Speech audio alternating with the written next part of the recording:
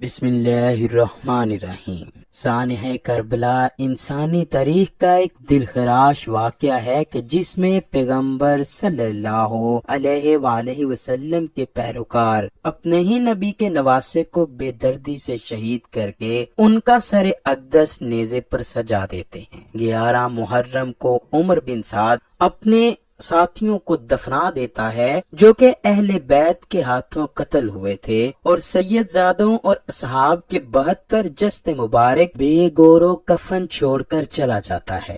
یزیدی لشکر امام علی مقام اور ان کے 72 ساتھیوں کے سر انور آپس میں بانٹ لیتے ہیں اور اہل بیت کی شہزادیوں کو قیدی بنا کر یہ قافلہ عمر بن سعد اور شمر لعین کی نگرانی میں کوفہ کی جانب سفر شروع کر دیتا ہے۔ ادھر کوفے کا گورنر عبید اللہ ابن زیاد اسیران کربلا اور شہداء کے سروں کو دیکھنے کے لیے بے تاب بیٹھا ہے اور پورے کوفے کو دلہن کی طرح سجا دیا جاتا ہے۔ اسیران کربلا کے قافلے کے حالات یہ ہیں کہ شہداء کے سر نیزوں پر ہیں اور رسول اللہ کی شہزادیوں کو بغیر کجاوے کے اونٹوں پر سوار کیا گیا ہے، جبکہ امام علی مقام کے لخت جگر شہزادہ امام زین العابدین کے ہاتھ بندھے ہیں اور ان کو پیدل سفر پر مجبور کیا جا رہا ہے۔ اللہ اکبر۔ حضرت زین العابدین بیماری سے نڈال ہیں اور تھوڑے سے سفر میں تھک جاتے ہیں، جگہ جگہ رک کر سانس لیتے ہیں، لیکن شمر ملعون ان کو مارتا ہے اور چلتے رہنے کا حکم دیتا ہے۔ ادھر دوسری طرف جہاں کربلا میں لاشیں بکھرے پڑے تھے، 13 محرم کو وہاں قبیلہ بنو اسد کی عورتیں دریا فرات سے پانی بھرنے آتی ہیں تو لاشیں دیکھ کر ان کی چیخیں نکل جاتی ہیں، اپنے مردوں کو بلا کر کہتی ہیں اور تمام جسد مبارک کو ایک گھوڑا سوار شخص کی ہدایت کے مطابق دفنا دیا جاتا ہے۔ اسیران کربلا کا قافلہ کوفہ کی جانب رواں دواں ہے۔ یزیدی سپاہیوں نے سستانے کے لیے قافلے کو راستے میں روکا۔ یہاں تاریخ طبری میں امام طبری اور البدایہ والنہایہ میں علامہ ابن کثیر لکھتے ہیں کہ یزیدی فوج شراب میں مست تھی، جس وجہ سے ایک سپاہی عنان بن جید نواسہ رسول صلی اللہ علیہ وآلہ وسلم کی بیوی حضرت رباب کی طرف بدمستی میں بڑھا تو شیر خدا کی شیر بیٹی حضرت زینب سلام اللہ علیہ نے قریبی کھڑے دوسرے سپاہی کی تلوار کھینچ کر پہلے عنان بن جید کا بڑھتا ہوا ہاتھ کاٹا اور پھر اس کی گردن اڑا دی۔ اس واقعے کے بعد کافی دیر تک لشکر میں خاموشی چھائی رہی۔ پھر حضرت زینب نے وہاں پر اہل بیت کی عظمت کے بارے میں خطبہ ارشاد فرمایا۔ امام طبری راوی ہیں کہ ابن سعد نے خولی کے ہاتھ امام علی مقام کا سر اقدس ابن زیاد کے دربار بھیجا۔ خولی جب کوفہ پہنچا تو رات کا وقت تھا، اس لیے وہ سر مبارک کو اپنے گھر لے گیا اور ایک برتن میں ڈانپ دیا۔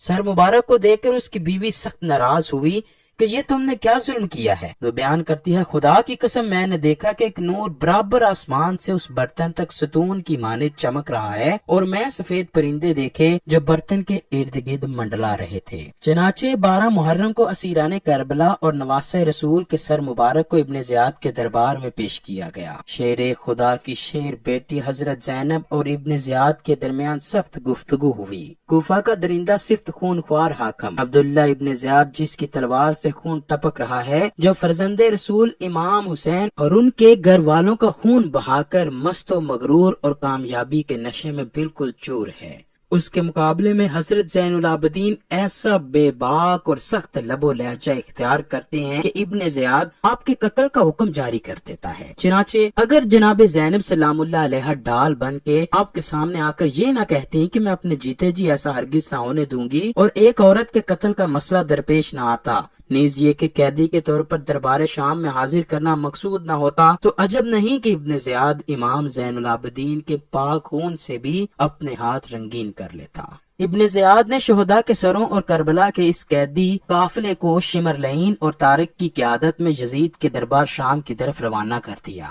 شیخ وارزمی اور ابن عاصم لکھتے ہیں کہ جب قافلہ کوفہ سے شام کی طرف روانہ ہوا تو اہل بیت سے ایسے ہی سلوک کیا گیا جس طرح جنگ میں جیتے ہوئے قیدیوں سے کیا جاتا ہے۔ اللہ اکبر۔ اندازہ کیجئے دوستو کیسے بدبخت ہوں گے ان شہروں کے لوگ جہاں سے قافلہ گزرا لیکن وہ صرف تماشائی بنے رہے۔ امام زین العابدین سے منسوب روایات میں ابن زیاد، شمر و طارق کا قیدیوں سے برتاؤ منقول ہوا ہے۔ حضرت امام حسین کے شہزادے کو ایک لاغر و نحیف اونٹ پر اس حال میں سوار کیا گیا کہ امام حسین کا سر نیزے پر، قیدی عورتیں ان کے پیچھے اور نیزے برادران کے اطراف میں موجود تھے۔ اگر امام کی آنکھ سے آنسو جاری ہوتا وہ ان کے سر پر نیزے مارتے، یہاں تک کہ اس حالت میں وہ شام میں داخل ہوئے۔ شام کے شہر حلب میں مقام مشہد النقطہ میں کرچا گھر کے قریب یہ قافلہ رکا تو جب راہب نے دیکھا کہ قافلے کے ساتھ ایک شہید کا سر موجود ہے جس میں سے تازہ خون بہ رہا ہے، تو اس نے قافلے سے پوچھا کہ آپ کون لوگ ہو اور یہ سر کس کا ہے؟ یزیدی فوج نے کہا یہ فوج یزید کی ہے اور یہ سر حسین ابن علی کا ہے۔ راہب کہنے لگا کہ سیدھی طرح کہو یہ سر تمہارے نبی کے نواسے کا ہے۔ جواب سن کر سب خاموش ہو گئے۔ جب راہب نے دیکھا کہ یہ کسی معمولی انسان کا سر نہیں تو اس نے شمر اور تاج کو بیش بہا قیمتی تحائف اور سونے کے سکے دے کر کہا کہ آج رات یہاں ہی رک جاؤ اور ایک رات کے لیے یہ سر مجھے دے جو۔ لالچی سپاہی فوراً تیار ہو گئے۔ راہب ساری رات سر انور کی کرامات دیکھتا رہا اور صبح کلمہ پڑھ کر مسلمان ہو گیا۔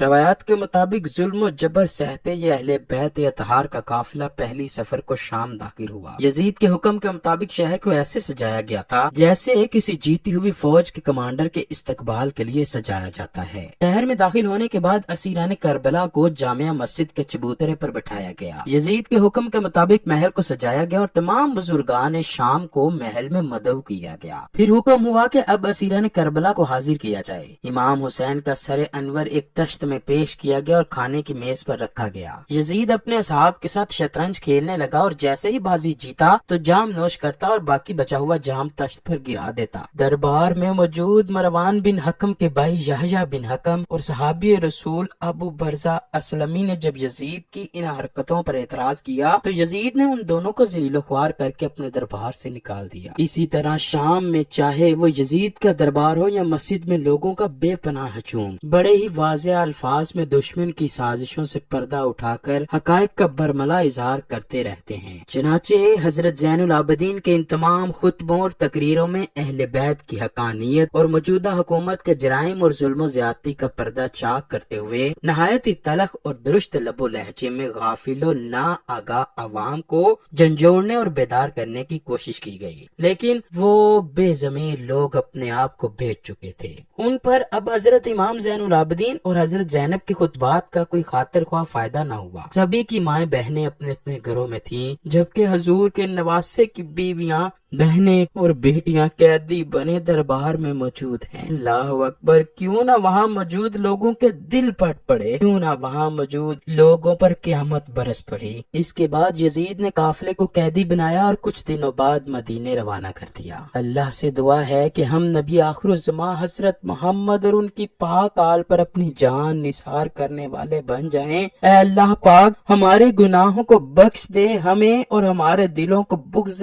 اہل بیت سے پاک رکھنا اور ہمارا حشر بروز قیامت حضور علیہ الصلوۃ والسلام اور ان کی پاک آل کے ساتھ کرنا۔ کمنٹ سیکشن میں آمین ضرور لکھیے گا، نہ جانے کس کی آمین قبول ہو اور ہماری یہ دعائیں مقبول ہو جائیں۔